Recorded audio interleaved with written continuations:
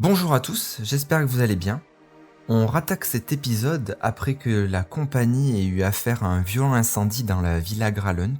Après avoir été interrogée par la milice, Elena s'est mis en tête de suivre une personne qui lui paraissait suspecte dans la foule, jusqu'à ce qu'ils atteignent une petite ruelle. Et que va-t-il arriver? Vous allez le savoir tout de suite. Bonne écoute, j'espère que ça vous plaira. Et je lui criais, viens ici. Ok, juste elle continue à rire. Il fait oh, t'es vraiment trop mignonne.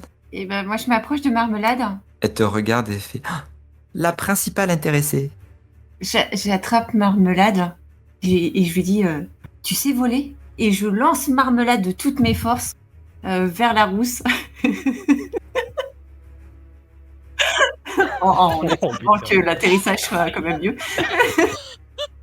Quand tu lances, elle se met encore plus à sourire. Et en fait, tu la vois qui sort une dague Oh merde. entièrement blanche. Et elle essaye de frapper Marmelade. Et au dernier moment, je pense, Marmelade, tu fais une petite pulsion pour t'écrouler juste derrière. Et tu la vois qui commence à foncer vers toi, Elena. Ok. Moi, je la vois partir sur Elena pour l'attaquer, non? T'as juste vu la dague, t'as eu le temps de l'esquiver à peine. Et pour l'instant, t'es en train de faire un roulé-boulé. C'est pendant que tu fais le roulé-boulé au sol qu'elle fonce vers Elena. Je vais essayer d'anticiper son coup pour voir si elle va me frapper avec la dague pour au contraire me baisser et par exemple lui faire un croche-pied ou viser les jambes en tout cas. Tu vois qu'elle sort la dague, elle la met contre ses hanches et elle fonce vraiment vers toi comme si elle allait te frapper. Ok, bah à ce moment-là, je commence à courir pour prendre de l'élan. Et en fait, mon but, c'est vraiment de glisser à terre pour avec moi une de mes jambes, essayer de la faire basculer, en fait, la faire tomber, lui faire perdre son équilibre. Tu arrives, tu glisses, tu la vois, elle fait un énorme roulé-boulé. C'est vraiment pas cool ce que tu viens de faire. Tu vois qu'elle range la dague, elle se relève tout doucement. T'as sali toute ma tenue. Enfin, j'en profite pour me relever, pas perdre de temps et foncer vers Marmelade. Lucius t'arrive aussi, tu vois cette scène. Qu'est-ce qui se passe ici? Il y a Elena et Marmelade au fond de la rue et cette rousse devant toi. Et elle entend que tu parles et fait non, ça fait vraiment beaucoup trop de monde là. Je sais l'attraper. Tu l'attrapes, genre elle lève la tête en te regardant, vraiment avec un grand sourire. T'es sûr de ça? Et puis elle claque des doigts. Et juste toi, Elena, quand t'approches de Marmelade, tu vois son sac qui commence à gonfler.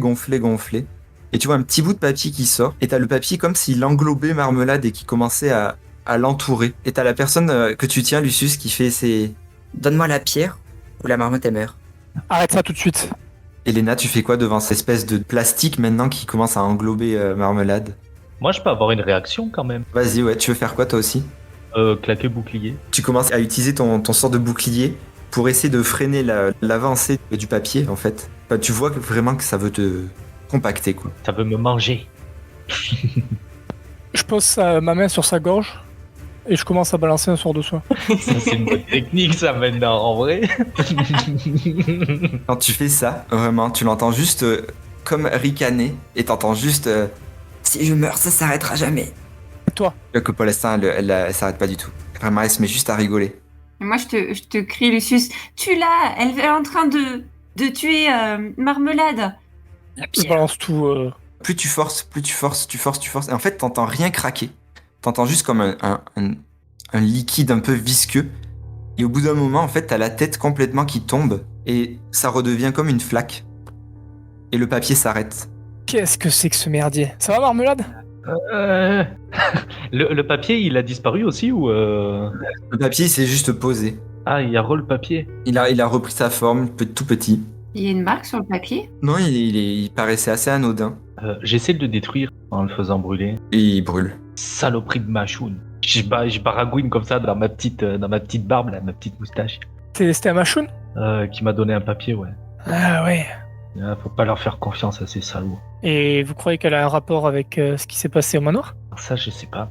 Moi, j'ai vu Elena partir en courant. J'ai couru avec. Enfin, en tout cas, elle était dans la foule et la situation semblait la ravir. Donc, et puis, c'était une rousse. C'était d'une rousse que Capitaine Zardoz avait mentionné lors de l'achat des monstres mécaniques. Ah, c'était là. Il y avait la famille, là, qui vient de brûler, et la rousse.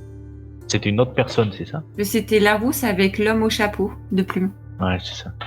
Les civils, ils nous ont pas vu faire ça, non? Non, il y a personne qui l'a vu, il était assez déserte. Bah, on va essayer de se réunir déjà, je pense, retrouver Silka. Moi, je deviens parano avec le papier. Genre, toutes les 10 minutes, je vais regarder dans mon sac, voir s'il est réapparu ou pas. Et comment ça se fait que t'avais un papier marmelade? C'est quoi ce papier? Non, je vous ai dit que j'avais croisé Amashun, temple de tir, quand j'ai accompagné Rainer. C'est vrai. Hmm. Et ben il m'a donné un papier pour si jamais je voulais vendre Rainer. Ce que j'allais pas faire. J'ai essayé de me débarrasser du papier, puis apparemment il est revenu dans mon sac. Hein. Mais j'ai un peu peur qu'il revienne, qu'il soit comme lié, quoi. En tout cas, ces Machouns ils ont l'air de chercher la pierre eux aussi. Et je pense juste qu'on repasse sur Silka. Il y a un autre médecin qui vient te voir. On l'a stabilisé pour un petit moment. Il va s'en sortir. Le pronostic vital n'est pour le moment pas engagé. Et on fera tout ce qu'il faut. Là, pour l'instant, là, il dort. Je peux le voir. Oui. Tu vois qu'il t'amène dans la salle. Il y a des poches de sang qui flottent un peu partout en l'air. Tu penses que l'opération a dû être très difficile. T'avais rarement vu autant de sang dans une seule pièce. Et quand tu t'approches de lui, tu vois, oui, qu'il dort. Il respire un tout petit peu plus paisiblement. Mais par contre, ils ont dû lui couper un bras. Donc tu vois qu'il a un moignon maintenant à la place du bras gauche. Bon, mais je m'assois à côté de lui et je prends sa main droite pour le. Ok. Tu l'entends parler dans son sommeil de Machun, Hyacinthe, de toi. Et au bout d'un moment, sans que tu ne saches dire si des minutes ou des heures se sont passées, on vient te chercher en t'expliquant qu'un groupe de personnes semble t'attendre à l'accueil. Tu circules dans les couloirs jusqu'à arriver à cette petite salle d'attente dans laquelle tu avais toi-même attendu. Et tu vois Lucius, Marmelade et Elena qui se lèvent dans ta direction quand ils te voient arriver. Vous avez trouvé quelque chose au manoir? Nous, de notre côté, un hôtel avec des morts. Pour tout vous dire, j'ai eu une petite vision d'ailleurs. Tyr m'est apparu brièvement pour me dire que c'était bien dans cette pièce qu'était entreposé l'artefact avant qu'il ne soit volé, apparemment. Donc ils avaient bien l'artefact, ils l'avaient bien trouvé. Donc là, ce serait peut-être son acolyte qui aurait l'artefact, la dernière pierre. Et on a séché une mini rousse. Oui, aussi. Elle a failli me sécher. Si la rousse est bien celle à qui je pense, ce serait Hyacinthe, une des bras droits du Machun que je cherche. Pour le moment, on n'arrive pas à mettre la main dessus. Là, elle s'est liquéfiée. Littéralement. C'est-à-dire? Elle est devenue liquide. Lucius, il l'a chopée, comme ça, à travers la gorge. Et puis, il s'est rappelé que ses soins, ça marchait plus. Maintenant, ça faisait de la corruption. Du coup, il l'a corrompu jusqu'à la moelle. Comme jamais. Et moi, il a essayé de me tuer, mais vu que je suis trop fort, du coup, elle a pas réussi. Je me suis trop bien défendu. Et Elena, elle m'a jeté sur elle, en mode, vas-y, tiens, attaque-la, démerde-toi. Alors que je suis un mage, moi, je suis pas corps à corps. Je t'ai donné de l'élan.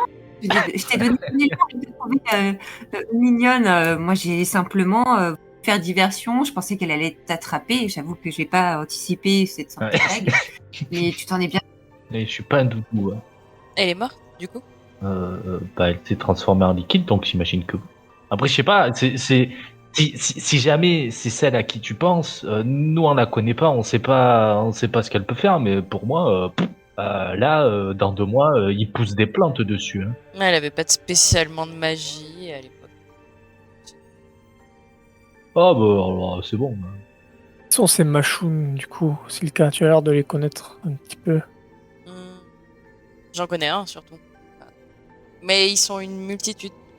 En fait, au début, tu avais un Machoun et il a décidé de se cloner en multitude. Et depuis, ils se mènent tous la guerre entre eux. D'accord. Et tu as une idée de pourquoi ils pourraient rechercher la pierre? Honnêtement, je ne sais pas. Oui, je pense que le pouvoir, ça peut amener. Mais ils font partie du Zanatar ou Zantarim? Zentarim. Après, est-ce qu'il a développé des liens avec le Zanatar? Je ne sais pas. Jusqu'à présent, on n'avait pas trouvé de traces de lui, et en fait, depuis quelques temps, on l'a croisé, et il devient actif, et le manoir, le fait qu'il s'attaque aux ténures, à Davil du moins, je pense que c'est un peu sa déclaration de guerre. Et tu penses que ça peut être eux qui ont fait ce massacre au manoir? Carrément. Ça peut vraiment être. Surtout s'ils sont sur la piste des pierres, rien ne les arrêtera. Et j'imagine qu'on va être les prochains. Mais je vais voir si on peut convoquer une réunion avec le ténure pour voir s'ils ont de nouvelles pistes ou s'ils peuvent nous aiguiller. Que le ténure exactement? Je dirais pas que c'est une branche du Zentarim, mais on est un peu une branche du Zentarim. C'est-à-dire qu'on est spécialisé dans le pillage de tombes de lich. et la revente d'artefacts. Et depuis que notre chef est mort, on est plutôt en quête de vengeance.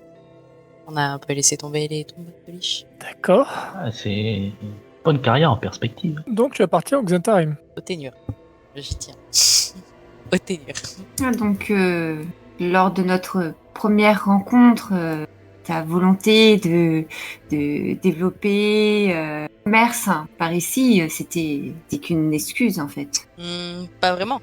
Le Ténur a grandement besoin d'argent. L'armement, les armes, les efforts de guerre, ça coûte cher, Hélène. Et toi, au final, ta position par rapport à cet artefact, si, je sais pas, un membre du Ténur, Ton artefact à toi? oui, vu qu'il est a priori recherché par tout le monde, si on te dit que ça permettra d'avoir vraiment vengeance, comme tu le souhaites. Qu'est-ce que cet artefact peut m'apporter de plus que ma lame? Oh, pour moi, je te dirais rien du tout. Mais bon, depuis le début, nombreux sont les personnes. Nécrate Elena, ton artefact est tien. Est-ce que j'ai toujours le papier, moi, du coup? Est-ce qu'il est réapparu ou pas? Non, tu l'as brûlé. Et Rainer, en fait? Rainer, t'es là? Il est là. T'entends comme quelque chose qui vient de susurrer à l'oreille. Ouais, je suis là. Bah oui. Je suis très heureuse, Rainer. J'ai vu Lucius se battre, c'était trop badass. Il l'a étranglé. Et pouf, après, s'est transformé en eau. Et t'as pensé quoi du lancer de marmelade? Ah, je sais pas, j'étais pas là. Mais si j'avais été là, je suis sûr que... Je sais pas comment l'a pris Marmelade, en fait. Je pense pas très bien. Ne reste pas trop à côté d'Elena pendant les combats. J'aurais peur qu'elle décide de te... De toute manière, je ne comptais pas rester à côté d'elle. Mais je pense que au final, le sort commence petit à petit à se détransformer et on voit Rainer qui chuchote des trucs à Silkia. Rainer, quelque chose à partager à tout le monde? Ah non, je disais juste que... Oh, je disais juste que j'étais là. Parce que Silkia avait peur que je sois pas là. Je disais, vous avez bien combattu. Hein. C'était impressionnant à voir. Puis il revient se coller proche de Lucius. Et là, il chuchote. Je préfère quand je suis invisible. Mes amis, que faisons-nous? Oui, que faisons-nous? Parce que c'est pas tout ça, mais j'ai faim et j'ai sommeil. C'est le soir, là, déjà? C'est vraiment la fin d'après-midi, mais là, lui, en ayant couru toute la journée, il est fatigué. Il doit être 18h, 19h. Je vais rester à l'hôpital, moi, auprès de David. Je vous contacte dès que j'ai des infos ou si vous en avez. Je propose qu'on aille, nous, à l'auberge de Yagra, essayer de se reposer, et puis demain, on verra bien ce qu'on peut faire. On est à la recherche d'un Machoun, pour résumer, qui aurait peut-être l'artefact, du coup. Oui, très bien. C'est ça. Ou du moins, je pense que si on trouve le Machoun, il saura très bien où est le reste de l'artefact. Et du coup, on peut écarter la famille comme quoi de nous attaquer. Je pense qu'elle était elle aussi sur la piste des pierres, mais ils se sont fait intercepter en plein vol. Ou peut-être, ouais, mais en tout cas, maintenant, maintenant, je peux te le dire, elle va plus nous embêter, la famille. Vous rentrez à l'auberge de Yagra. Peut-être juste regarder qu'on n'est pas suivi même à l'entrée et tout, vu que peut-être les gens commencent à... Enfin, la nuit passée, on l'a passé là, voir qu'il n'y a personne qui surveille ou qui... Quand vous avez marché, en tout cas, des gens vous ont reconnu dans la rue. C'est sûr. En mode, ils vous ont posé des questions de qu'est-ce qui s'est passé, pourquoi vous étiez là, j'espère que tout va bien. Plein de petits trucs dans le genre, mais globalement, les gens savent où vous dormez. De toute manière, c'était de base, c'est assez connu que vous allez dormir là aussi. Hein. C'est ouf la petite renommée que le groupe a alors qu'on a fait genre qu'une mission. Ouais, globalement, le groupe, il parle pas du groupe. Globalement, il parle de Marmelade. Qu'est-ce que vous voulez, les gens? Il y en a qui sont connus, puis il y en a qui sont rappelés pour rester dans l'ombre, quoi. Voilà. Il y a les stars et puis il y a les autres. Bah, tiens, la star. Est-ce que tu pourrais demander à Vajra Safar si elle connaît quel type de personnes auraient la capacité de faire des invocations, et notamment des invocations plus puissantes qu'invoquer un serpent, parce qu'a priori, c'est ce qui se serait passé à la villa de Graloun. Bah, ce que je peux proposer, c'est que on mange et tout ça dans l'auberge, et après on se rejoint, parce que j'ai ultra faim. Et après, on se rejoint dans une chambre, et j'essaie de voir si Vajra est dispo. Comme ça, si chacun, si vous avez des questions aussi à lui poser, Et comme ça, il sera peut-être un peu moins énervé contre moi. Que Valjean Safar est au-dessus de tout soupçon. Oui. Oui. Ça a ses limites quand même, au bout d'un moment, il y a un conseil et tout, le conseil de Waterdeep. Mais pour toi, oui, je pense qu'en vrai, toi, c'est oui. Ah oui. Je répondais pour moi, oui, c'est la reine. C'est mon futur. Ok, très bien, très bien. Je voudrais en profiter d'être à l'auberge pour aller vers le bar. Au moins, en tout cas, je vais vers le bar pour suivre les indications que Yagra m'avait laissées. Toi, tu commences à partir vers le bar, Elena. Vous mangez où, Lucius et Marmelade, dans vos chambres ou dans... Une table, non? Table, ouais. Toi, Lucius, tu commences à entendre une petite mélodie qui vient du haut pendant que t'es en train de manger. Je reconnais la mélodie. C'est la même mélodie que t'entends depuis très très longtemps maintenant. Ok, je lève les yeux. Ça a l'air d'être au-dessus de toi, enfin à l'étage en tout cas. Je reviens dans 2 minutes. Et je commence à monter. Elena, tu le vois qui commence à se lever. Il y a 2-3 personnes dans le bar avec vous. Il y a le serveur, 2-3 serveurs aussi. On te demande si tout se passe bien et tout quand tu passes derrière le bar. Au moment où tu mets la clé, tu sens comme une décharge électrique. T'as comme des flashs dans ta tête. Et tu vois Yagra. Mais cette fois, c'est Yagra qui sourit. Et elle sourit à une personne, c'est toi. Tu la vois te sourire, tu la vois boire un coup avec toi, tu vois Marmelade complètement bourrée dans la rue, tu revois une explosion, tu vois une main pleine de sang, Lucius qui tient le corps de Marmelade plein de sang, et tu vois un dragon qui est en train de rugir dans une caverne. Lucius, tu montes, t'entends comme une mélodie, elle est de plus en plus forte, ça t'attire dans une chambre, c'est vraiment de plus en plus fort. T'entends comme de l'excitation à l'intérieur de toi, comme si la voix de Tyr était tout excitée. C'est le moment, ça arrive. Et si tu passes la tête par la fenêtre, il fait nuit noire, tout le quartier est sombre, tu repères juste une forme en bas de la fenêtre, et la mélodie est de plus en plus forte, et tu repères comme un léger voile qui commence à tomber derrière cette personne. Les gens qui avaient derrière, tu ne les vois plus, les flocons de neige qui tombaient à foison ne tombent plus, et ils tapent un bâton par terre. Et le sol commence à s'illuminer. Dans l'auberge, d'un coup, tout devient noir. Silka, toi, t'es dans la chambre avec David, et je pense qu'on a juste un plan de caméra où t'as laissé la porte un peu entrouverte. On a la caméra très loin dans le couloir où on te voit assise à côté. On entend juste des bruits de pas. Et au bout d'un moment, on voit juste passer devant la caméra une chevelure rousse qui s'approche de ta chambre.